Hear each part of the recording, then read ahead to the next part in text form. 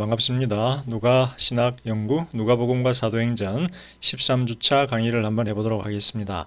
이번 주에는 모세, 율법, 그리고 기독교 윤리에 대해서 한번 살펴보려고 합니다. 아무래도 기독교가 유대교를 기반으로 탄생했기 때문에 유대교의 가장 영웅은 모세죠. 율법을 제공했기 때문입니다. 따라서 기독교는 시작부터 모세와의 관계, 율법에 대한 이해를 새롭게 정립할 필요가 있었습니다. 율법이 점차적으로 영적으로 해석이 되고 대치가 되죠. 예수님의 가르침과 사도들의 가르침으로. 따라서 율법에 뒤이어 기독교의 윤리적인 가르침이 대두되게 됩니다. 그래서 오늘 강의에서는 누가가 이해하는 모세와 율법, 그리고 누가가 보여주는 초대교회의 윤리에 대해서, 기독교 윤리에 대해서 한번 관찰해 보도록 하겠습니다. 모세가 보입니다. 십계명이죠. 십계명 돌판 두 개를 들고 하산하는 모세가 보이는데, 모세도 빨간 옷을 입고 있네요. 순교자는 아니었던 걸로 생각이 되는데 핍박받은 선지자였기 때문이 아닌가라는 생각을 한번 해봅니다. 자, 내용은 모세에 대해서 저희가 한번 자세히 다뤄볼 거고요. 그 다음에 율법, 그리고 율법과 연관된 누가의 주요 본문들 살펴볼 거고요. 누가복음과 사도행전에 드러난 누가의 율법 이해에 대해서 한번 자세히 관찰해 보도록 하겠습니다. 첫 번째, 모세입니다. 모세와 율법인데 누가의 모세 이해에 있어서 가장 중요한 개념은 이 두 가지지요.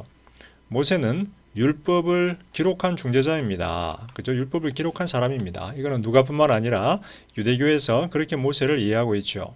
사도행전 7장 38절에서 누가는 이르기를 모세가 천사를 통해서 생명의 계명들을 받아 이스라엘에게 전달해 주었다라는 겁니다. 자, 율법은 생명의 계명들로 이해가 됩니다. 율법이 약한 것은 아니죠. 잘 지키면 생명을 받는다라는 거죠. 그리고 누가복음 5장에서 예수님은 나음받은 문둥병자들에게 모세가 명령한 대로 제사장에게 가서 자기들의 몸을 보여주라고 하죠. 레위기 14장의 예식인데요. 레위기 14장의 예식인데 이 율법을 존중하고 있습니다. 모세가 명령한 대로, 그래서 모세가 명령한 대로 율법이죠. 지옥의 거지 나사로 비유네요. 지옥에 간 부자가 아브라함에게 자신의 형제들에게 지옥의 고통을 알려줄 것을 요청하죠. 아브라함은 그들에게 모세와 선지자들이 있으니 모세와 선지자들에게 들어야 한다고 선포합니다. 모세는 율법을 기록한 굉장히 중요한 이스라엘의 영웅, 중재자가 되겠습니다. 근데 모세는 영적으로, 은유적으로 해서 이해가 되어서 율법서라고 이해가 되기도 했습니다. 왜냐하면 율법서, 모세 오경, 그죠? 모세 오경 안에 율법이 포함되어 있기 때문에 모세 그러면 율법서를 상징하기도 합니다. 자, 모세는 신실함과 순종을 요구하고 격려하는 성육신한 율법 그 자체입니다. 그래서 모세 하면 모세의 인격적인 어떤 그런 존재, 중재자로서의 존재뿐만 아니라 모세 그 자체가 율법이 되죠. 모세를 읽고. 자, 사도행전 15장 21절 보면 이렇게 말하죠. 예로부터 각성에서 모세를 전하는 자가 있어 안식일마다 회당에서 그 글을 읽고. 모세를 전한다는 말이 뭐예요? 모세가 기록한 율법을 전한다라는 거죠. 그래서 모세가 곧 성육신한 율법이다. 따라서 모세는 1번 율법을 기록한, 전달한 하나님의 중재자다. 2번 모세는 성육신한 율법 그 자체이다.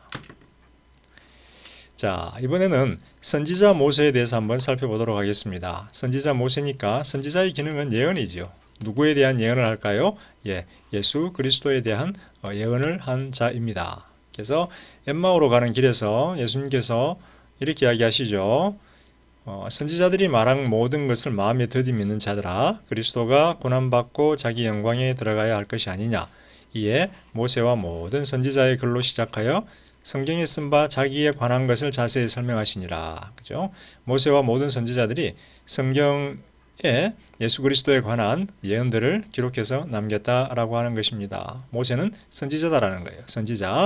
선지자는 하나님의 말씀과 뜻을 전하는 사람이죠. 그런데 누가에 의해서, 초대 기독교에 의해서 선지자는 예수 그리스도에 대한 예언을 남기는 것으로 기독론적으로 재해석이 됩니다.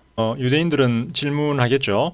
야, 모세가 어떻게 예수님에 대해서 예언을 했어? 라고 질문을 할 겁니다. 그리고 그들은 누가와 크리스찬들의 어떤 그런 모세 이해를 반가워하지 않을 것입니다. 그러나 모세는 모든 선지자들과 함께 예수에 관한 예언을 성경에 기록한 자들 중 하나로 기억됩니다.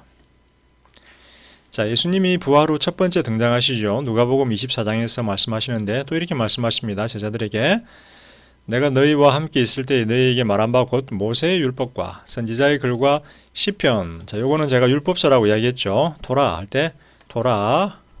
그다음에 선지자의 글, 크투빔. 그다음에 토라, 크투빔. 그다음에 다른 글들. 너빔. 이게 크투빔이고 이게 너빔이 되겠네요. 너빔.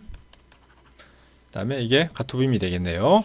그래서 모세의 율법, 모세오경, 선지서, 그다음에 기타. 그죠? 그렇게 해서 구약 성경이 이 세 가지로 구성이 되어 있다라고 제가 이야기를 했었습니다. 근데 예수님께서 모세의 율법, 선지자의 글, 시편을 인용하면서 나를 가리켜 기록된 모든 것이다라고 이렇게 말씀하세요. 그래서 구약 성경은 예수님에 대한 예언을 담고 있다. 그 중에서도 모세는 여러 선지자들과 함께 예수님에 대한 예언의 말씀을 담고 있다라는 겁니다. 따라서 누가의 주요 관심사는 모세 혹은 그의 율법이 신적인 규례라는 사실이 아닙니다. 모세나 율법이나 하나님으로부터 온 생명의 말씀을 율법을 계명을 전달해 준 분이다라고 하는 사실 분명하지요. 근데 누가의 관심사는 그거보다도 모세가 행한 어떤 그런 예언의 말씀, 즉 종말의 때에 예수를 통해서 혹은 예수에 관해서 성취되어야 할 약속을 제공한 자라고 하는 사실을 누가는 강조합니다. 누가뿐만 아니라 모든 초대교회 성도들이 그렇게 모세를 이해했습니다. 자, 변화산성 사건이 굉장히 재밌어요. 누가복음 9장 30, 31절에 나오는데 예수님이 변화산에서 변화되십니다. 근데 문득 두 사람이 예수와 함께 말하니 이는 모세와 엘리야입니다. 모세와 엘리야가 등장해서 예수님과 함께 말씀을 하시는 거예요. 그러면서 이들이 무슨 대화를 하냐면 장차 예수께서 예루살렘에서 별세하실 것을 말할세. 예루살렘에서 별세하실 것.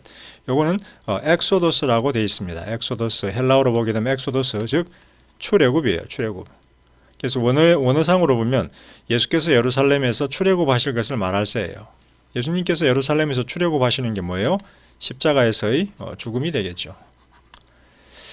일반적인 관점에서 모세는 율법서를, 엘리야는 선지서를 상징을 합니다. 근데 변화산상 사건에서 그들의 역할은 다소 특이하게 등장을 합니다. 모세와 엘리야는 예수를 통해서 이루어질 하나님의 구원 의도와 약속을 예루살렘에서 벌어질 예수의 십자가 사건과 연관해서 이해합니다. 그죠? 예수님의 사역을 예루살렘에서 벌어질 예수님의 십자가 사건에 대해서 모세와 엘리야가 대화하고 있다는 겁니다.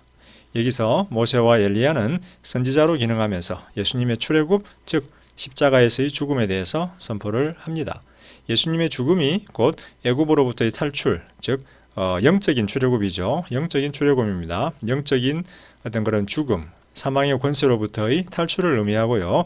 예수를 필두로 해서 그의 제자들, 하나님의 자녀들의 출애굽, 새로운 출애굽이 발생할 것이다 라는 거죠. 모세와 엘리야가 그 일에 대해서 증거하고 있다라는 겁니다. 자, 세 번째 모세의 역할은 율법, 선지자 이외에 예수의 원형 혹은 모델이라는 겁니다. 제가 이제 타이팔러지 했죠. 모형론 이야기를 하면서 원형은 대형을 가리키고 있다라고 했습니다. 그래서 그랬죠. 그래서 모세와 출애굽은 예수의 사역과 교회의 탄생에 대한 모델 혹은 패러다임을 제공을 하겠죠. 특별히 그 기독론적인 개념 중에서 모세와 같은 선지자 개념이 있다라고 제가 앞에서 말씀드렸습니다. 그래서 신명기 18장 15절이죠. 종말의 때에 등장할 선지자예요. 자, 이 부분에 대해서 조금 이따가 설명을 하도록 하고요. 사도행전 7장에 보면 첫 순교자 스데반의 죽음이 나오는데요. 스데반의 죽음과 예수의 죽음 간의 유사성을 병렬 현상처럼 나열합니다. 스데반이 이렇게 이야기하죠. 주 예수여 나의 영혼을 받으소서. 누가복음에서 예수님은 어떻게 하나요? 하나님 저의 영혼을 받아주소서. 그 다음에 스데반이 또 이렇게 이야기하죠. 주여 이 죄를 저들에게 돌리지 마옵소서. 누가복음에서도 예수님은 자신을 십자가에 못 박는 유대인들, 로마인들의 죄를 저들에게 돌리지 말라라고 간청을 합니다. 어떻게 보면 순교자 스데반은 예수님의 죽음을 그대로 따라가고 있는 것을 볼 수 있습니다. 누가복음과 사도행전에는 예수와 제자들 간에는 어떤 그런 병렬 현상이 존재한다라고 제가 여러 번 말씀드렸습니다.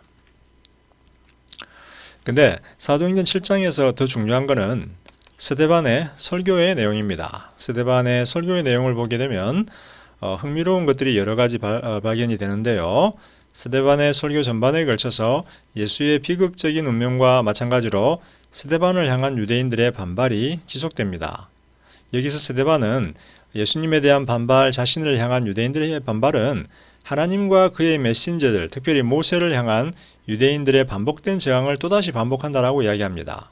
스데반이 뭐라고 이야기하냐면 너네 조상들이 모세와 다른 선지자들을 핍박했듯이 너네가 지금 나를 핍박하고 예수님을 핍박해서 죽였다라는 겁니다. 그래서 유대인들은 할례받지 못한 마음으로 계속해서 하나님을 대항하고 하나님이 보낸 메신저들, 하나님의 사자들을 반박하면서 그들을 핍박하고 있다라고 이야기를 합니다. 이스라엘은 천사들의 중재를 통해서 주어진 율법에 불순종을 했습니다. 스데반 이야기하죠. 그러면서 이스라엘에게 이렇게 이야기합니다. 너네는 목이 곱고 마음과 귀에 할례받지 못한 자들이다. 악한 마음을 가지고 있다라는 겁니다. 그리고 이러한 이스라엘의 불순종은 솔로몬의 때에도 발생했고 예수님의 때에도 발생했고 스데반의 때에서도 반복해서 발생하고 있는데 특별히 너네 조상들은 하나님의 메신저들에 대해서 그렇게 반발하고 그들을 핍박했다라는 겁니다. 자, 여기는 재밌는 현상이 하나 발생하는데 그거는 부정적인 모형론입니다. 부정적인 모형론. 모형론은 원형이 대형을 상징하고 어떤 원형과 대형 간에 어떤 그런 연결성이 있다, 연관성이 있다라는 것을 의미했습니다. 그런데 긍정적인 모형론이 있죠. 긍정적인 모형론은 모세가 출애굽을 이끌었듯이 예수님은 새로운 출애굽을 이끌 것이다. 이런 것은 긍정적인 모형론입니다. 그런데 부정적인 모형론도 있죠. 너희 아비들이 그랬듯이 너희도 그러하다라는 겁니다. 사도행전 7장 51절에서 스데반이 이야기합니다.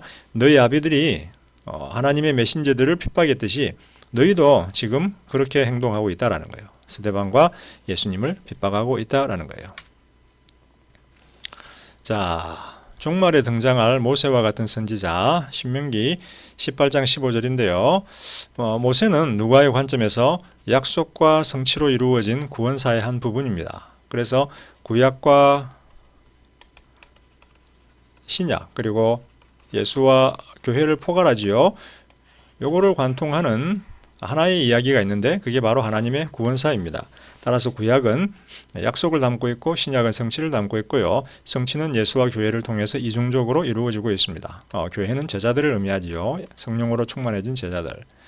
따라서 모세는 이 구약에서 약속 파트를 담당을 하지요. 모세는 율법을 제공한 자의 기능을 하고 있습니다. 그리고 모세와 같은 선지자의 종말의 선지자의 원형입니다. 그리고 모세는 예수에 대한 예언을 남긴 선지자지요. 그러나 동시에 모세는 앞에 스데반이 이야기했듯이 오해되고 거절되고 핍박받은 선지자입니다. 그러나 모세에게 있어서 제일 중요한 어떤 그런 역할은 선지자보다도 더 위대한 자였다라는 거죠. 그것은 출애굽을 이끌도록 세워진 통치자요 구원자였다라는 겁니다. 자, 여기서 모세는 하나의 어떤 그런 원형으로 역할을 하는데요. 바로 새로운 출애굽을 이끌 예수의 원형으로 기인하고 있다라는 겁니다. 이렇게 5가지 역할을 모세가 담당하고 있다. 그러나 항상 제가 강조하지만 모세를 포함한 구약은 기독론적인 어떤 그런 해석 속에서 중요성을 띠게 된다라는 겁니다. 기독론적으로 중요한 의미를 띠게 된다. 즉 예수와 연관된 영역에서 제일 중요한 의미를 띠게 된다라는 겁니다. 예수의 원형 혹은 모델로서의 모세. 자, 타이팔러지 모형론에 대해서 조금만 더 살펴보도록 하겠습니다. 모세와 예수, 출애굽과 새 출애굽. 모세는 출애굽을 통하여 그의 백성을 자유롭게 한 하나님이 세운 구원자였습니다. 우리에게 예수님이 있어도 이 모세의 출애굽 사건은 지워질 수 없는 것입니다. 모세와 예수 간의 병렬 현상은 매우 명백합니다. 유대인들의 불순종과 반발, 그리고 그에 따른 예수의 십자가형에도 불구하고 하나님은 이스라엘과 열방들을 향한 구원을 성취하셨습니다. 인간의 방해에도 불구하고 하나님은 구원을 성취하십니다. 재미있는 것은 모세가 하나님이 세운 통치자요 구원자의 뜻이 하나님은 예수를 종말에 나타날 모세와 같은 선지자로 세워서 구원자로 이어 세워줍니다. 다시 말하면 종말에 등장할 모세와 같은 선지자의 개념이 예수에게 처음 적용이 되었습니다. 이거는 초대교회의 굉장히 오래된 전통이죠. 자, 이것을 여러분들이 이렇게 생각을 하셔야 됩니다. 우리는 예수님이 우주의 주인이신데 어떻게 그냥 예수님이 그냥 선지자로 이해가 되었을까라고 여러분들이 조금 불만 섞인 반응을 보일 수 있겠지만, 예수님이 죽고 부활하신 다음에 그 당시 이스라엘에서 최고의 칭호는 뭐냐면 모세와 같은 선지자다라고 하는 것이 최고의 칭호입니다. 왜냐하면 사람들이 아직 예수의 하나님의 아들 되심과 주권에 대해서 깨닫지 못했기 때문입니다. 따라서 모세와 같은 선지자, 종말의 선지자다라고 하는 호칭은 그 당시 예수님이 부활하신 그 당시에 유대 땅에서 유대교 전통에서 얻을 수 있는 최고의 호칭이었습니다. 따라서 초대교회는 예수를 그렇게 이해했습니다. 그런데 시간이 지날수록 초대교회는 이 모형론에 만족하지 못하게 됩니다. 왜냐하면 예수님은 하나님의 아들이면서 우주의 주인이기 때문입니다.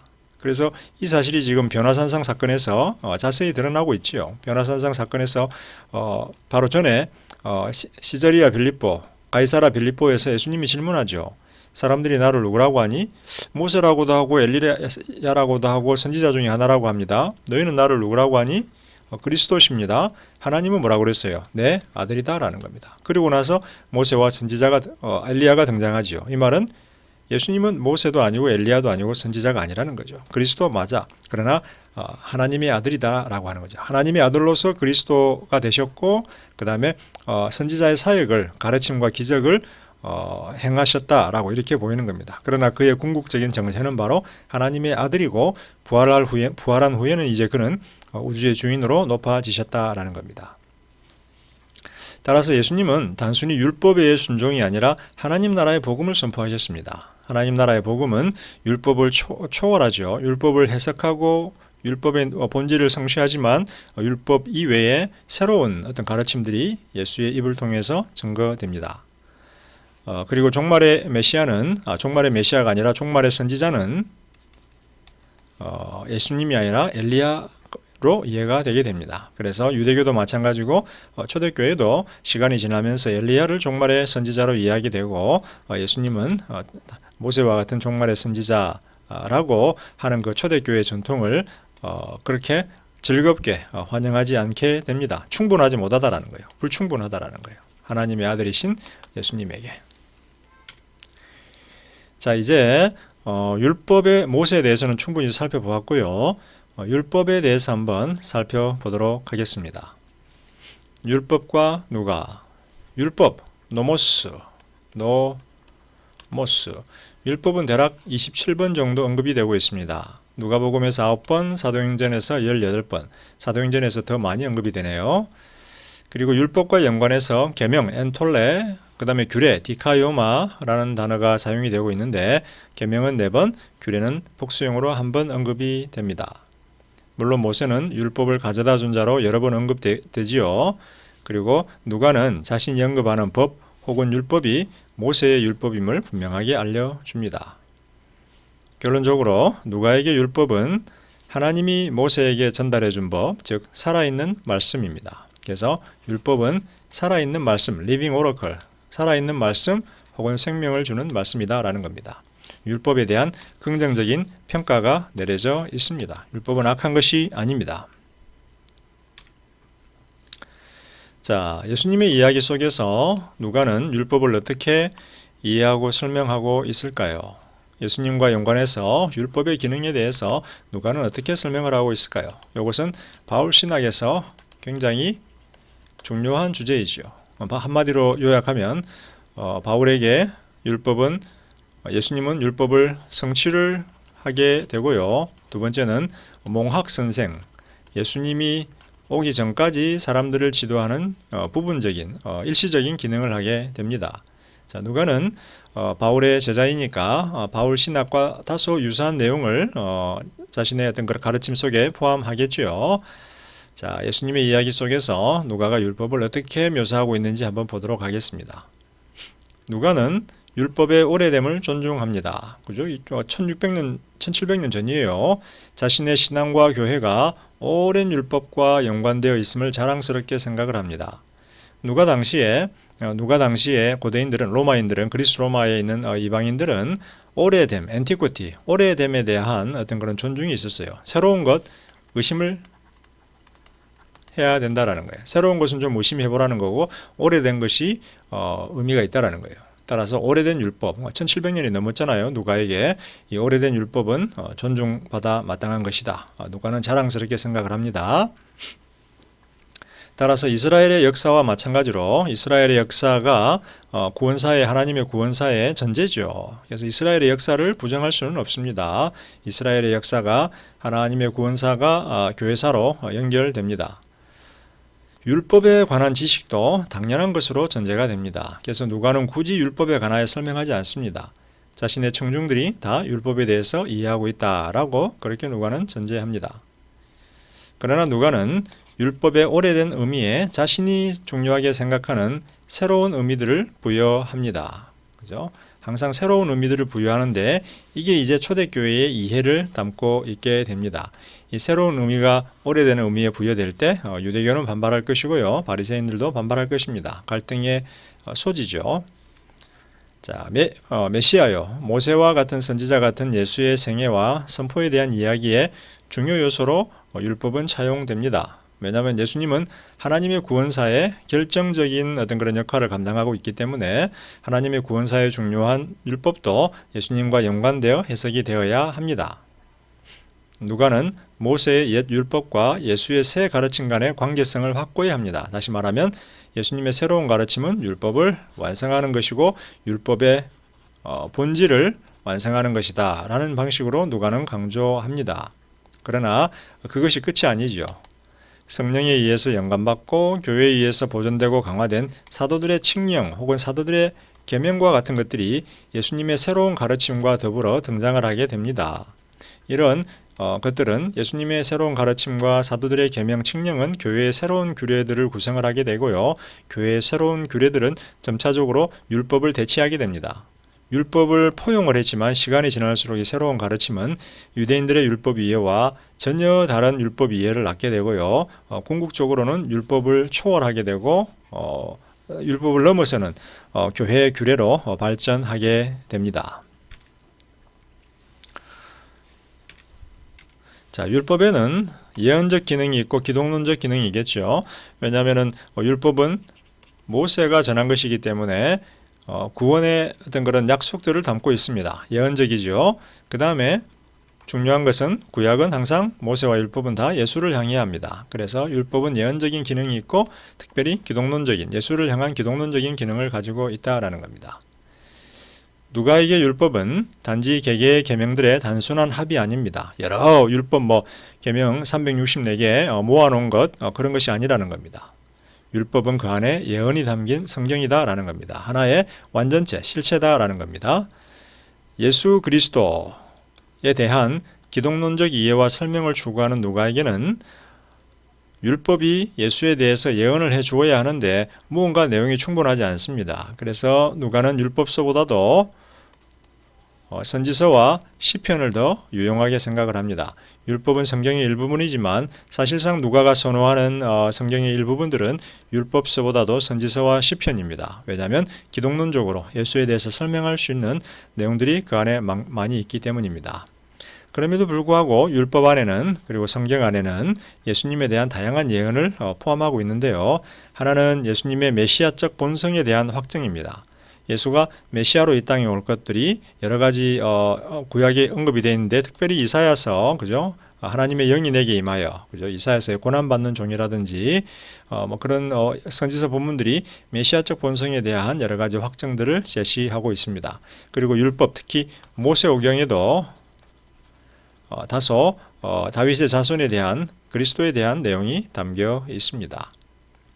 그리고 예수의 고난과 부활에 대한 하나님의 섭리와 성서적 특징이 구약에 담겨 있는데요. 이 부분은 특히 이제 이사야서에 많이 담겨 있습니다. 그래서 이사야서를 포함한 선지서가 초대교회 성도들에게는 제일 중요한 구약의 일부분이었다.